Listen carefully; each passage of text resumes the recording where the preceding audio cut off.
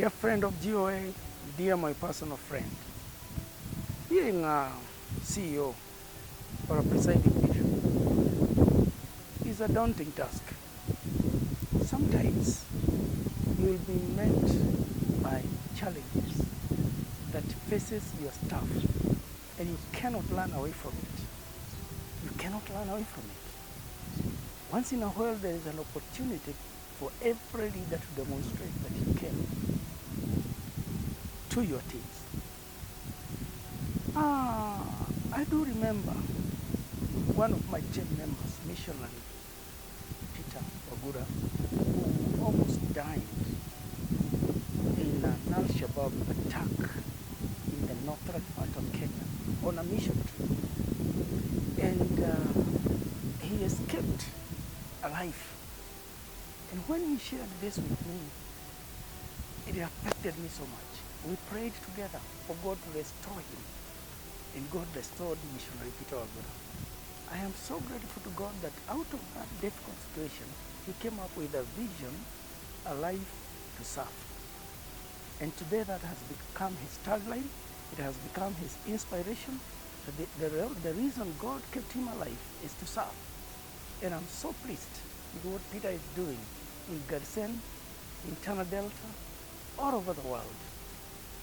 Now here is another situation that faces my team members, actually leaders of teams, Paul and Martha of Strong Tower, Naivasha. Paul and Martha are overseers of 11 churches in what we call GOA Central region. These churches are among the Maasai tribe. Paul and Martha are the pastors taking care of shepherding GOA Church in Naivasha town. Now on 5th of January, they encountered a fatal accident near Rimuru on the way to Nairobi. And you have heard about it, if you have seen the car, if you saw the bandage on their heads, you will believe with me that there is a God in heaven who cares for his people. If you look at this car and you know that there were 4 adults in here, and that the way it is that the 4 adults came out and today they are whole and alive, you will join me to celebrate and thank God. We need to thank God for these 4 people who are inside here by getting them back on the road, by getting them another car. We are working and the work is so good.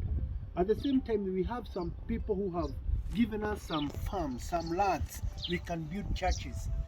And we are not able even to accommodate them because they want to just come, let's preach with you, let's be with you. We have land here, you can give the land to you, and then you can build the church. And they want us to do it immediately.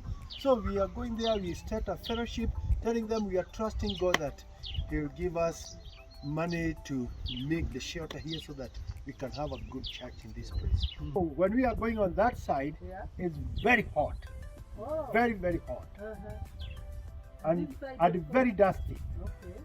On the other side, it's very muddy, raining and very cold. On the other side. Yeah. So if you don't have a good car, you might not go home that very day. Like now, I'm so worried because this was my hope in that area. Since that day, we thank God their bodies are okay. They have continued to heal. The trauma is so difficult to really heal, but the Lord is able to heal them physically. They are still going to clinics here and there to be checked, but they need a car. They are off the road now. They cannot reach the Maasai tribe anymore. This car was able to push them to every corner of Narok, Maimahio, all the way into the villages. Now they cannot. They are not able to learn their errands, take care of these orphans, even to rush them to a hospital or to a place where there is a great need. They are not able to do that.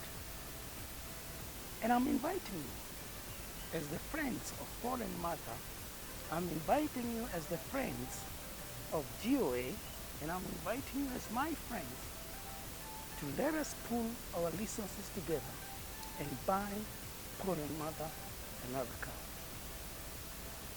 May the Lord help you to be generous in this matter, because another car will not only enable them to go and plant the rest of the churches in the Maasai, but also take care of the orphans. May the Lord bless you.